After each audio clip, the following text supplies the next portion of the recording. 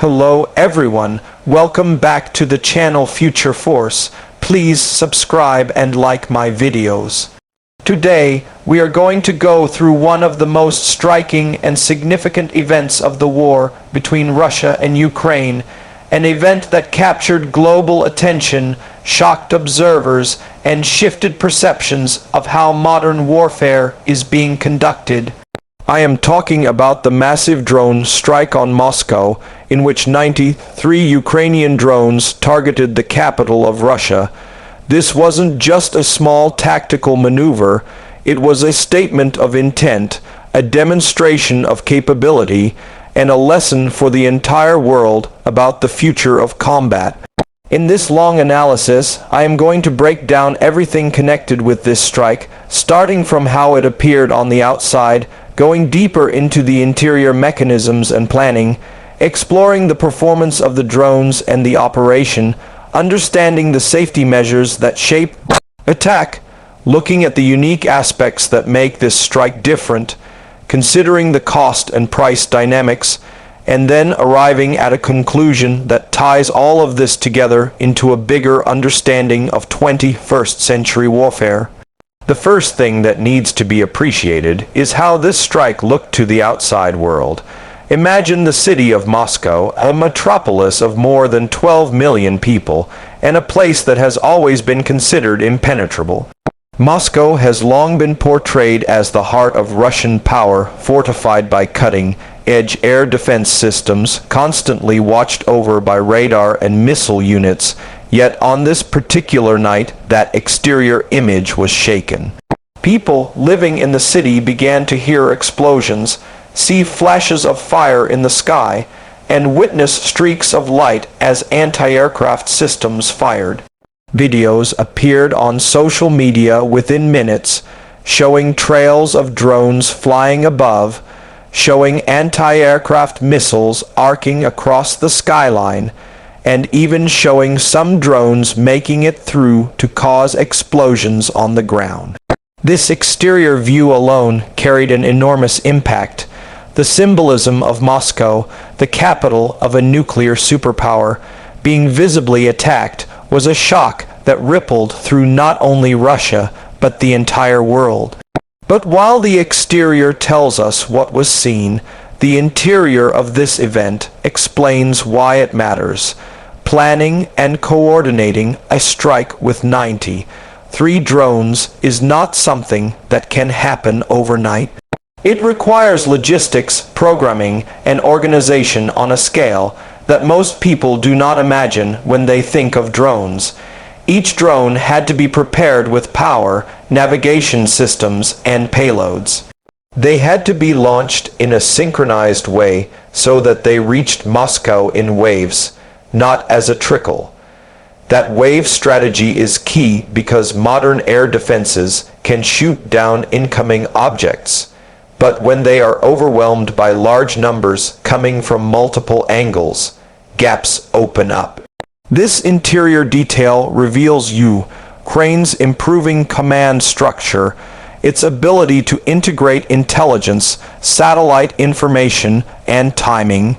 It also shows that Ukraine has found ways to challenge Russia not on the ground where tanks and artillery dominate, but in the air where cost-effective drones can push past defenses. The interior side also includes the technological heart of these drones.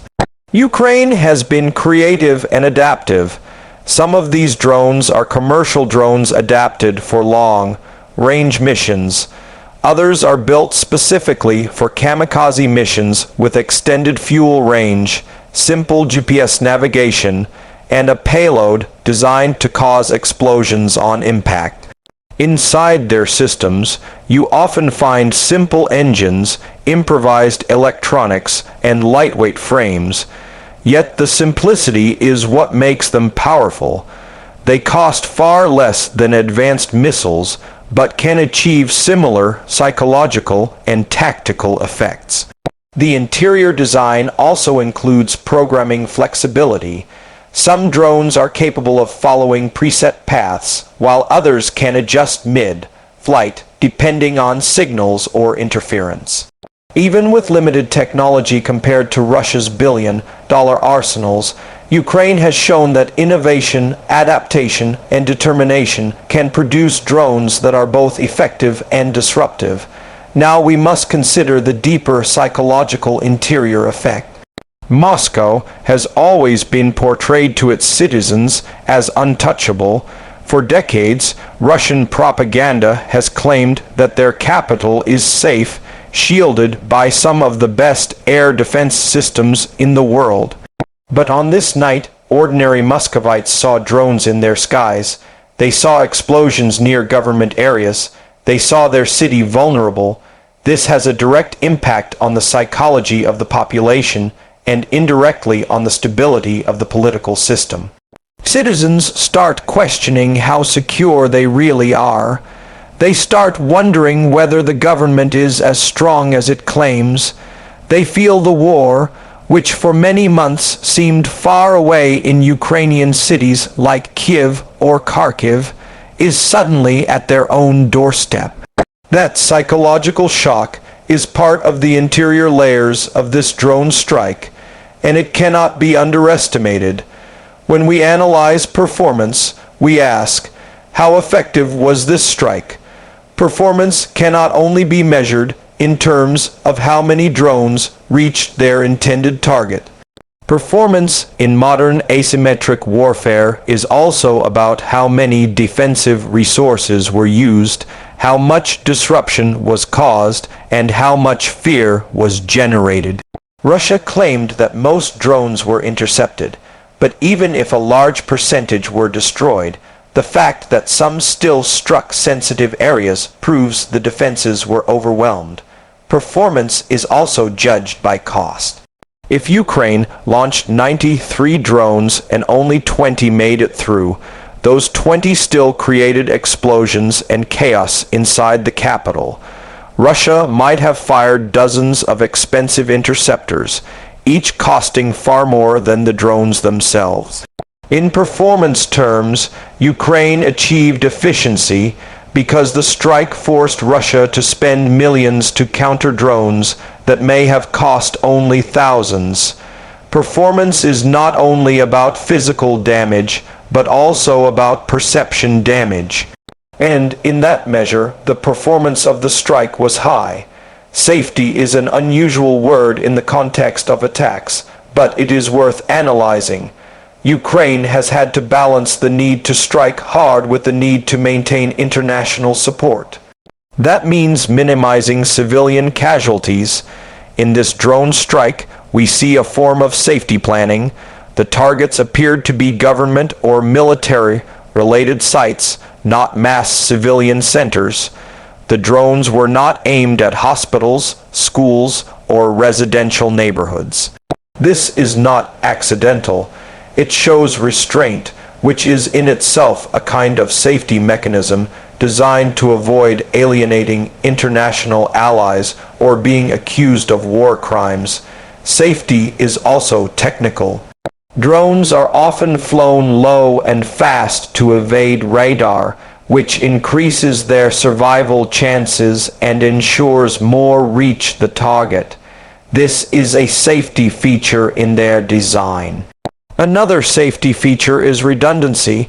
When 93 drones are sent, the mission is not dependent on one or two making it, but on the swarm as a whole. This redundancy ensures safety of success, even when many are lost. The unique selling points of this strike are clear. First, scale. 93 drones is among the largest drone swarms used in war so far, making it historically significant. Second, symbolism. Moscow is not just another city. It is the symbolic and political heart of Russia. Striking it sends a message far beyond the battlefield. Third, innovation. Ukraine has demonstrated that with limited resources, it can produce strategies that compete with Russia's massive arsenal. Fourth, publicity. Every video shared of drones streaking across the Moscow sky is a propaganda victory. Modern war is fought not just on the battlefield, but also online, in media, and in global perception. This drone strike's unique selling point is that it captured the attention of the world and redefined the image of the conflict. When we consider price, the contrast is sharp. Each Ukrainian drone might cost between $10, Euro 0, and $30, Euro 0, depending on its design and range. Compare that to Russia's advanced interceptor missiles that cost millions per shot. This means Ukraine is spending far less to cause Russia to spend far more. In war economics, this imbalance is powerful. Ukraine can continue to produce drones relatively cheaply, while Russia bleeds resources defending its capital. Beyond money, the price for Russia is credibility. If its capital city cannot be fully defended, what does that say about its overall strength? For the population, the price is fear. They pay with anxiety, uncertainty, and reduced trust in their leaders. For Ukraine, the price is less obvious but still present. Drones cost money and resources, and each attack risks escalation. But overall, the price-benefit balance of this strike was heavily in Ukraine's favor. All of these points build toward a larger conclusion. The drone strike on Moscow involving 93 Ukrainian drones was not a random event. It was a carefully planned, strategically executed, and symbolically powerful action.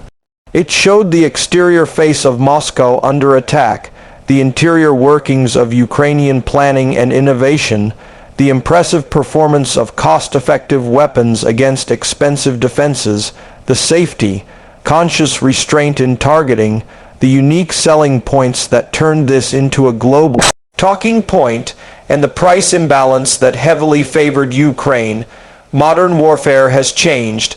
The Moscow drone strike proves that tanks, jets, and massive missiles are not the only tools of influence and power. Drones, inexpensive, adaptable, and scalable, are rewriting the rules of combat. For Ukraine, this was not only about causing damage, it was about showing resilience, demonstrating capability, and sending a message that even against a larger power, they can strike at the heart of the opponent. For Russia, it was a wake-up call that even its capital is vulnerable. For the world, it was an eye-opening reminder that the future of warfare is already here, and it looks very different from the wars of the past. And so, as we step back and look at the broader picture, we can see that the 93rd drone strike on Moscow will not be remembered only for its explosions or its immediate damage. It will be remembered as a symbol of how warfare has entered a new age, where swarms of inexpensive drones can challenge massive superpowers, where perception and psychology matter as much as destruction, and where innovation can outweigh tradition. The attack has reshaped the narrative of the Ukraine conflict and provided a glimpse into the wars of tomorrow. And that is why this event will be studied for years to come.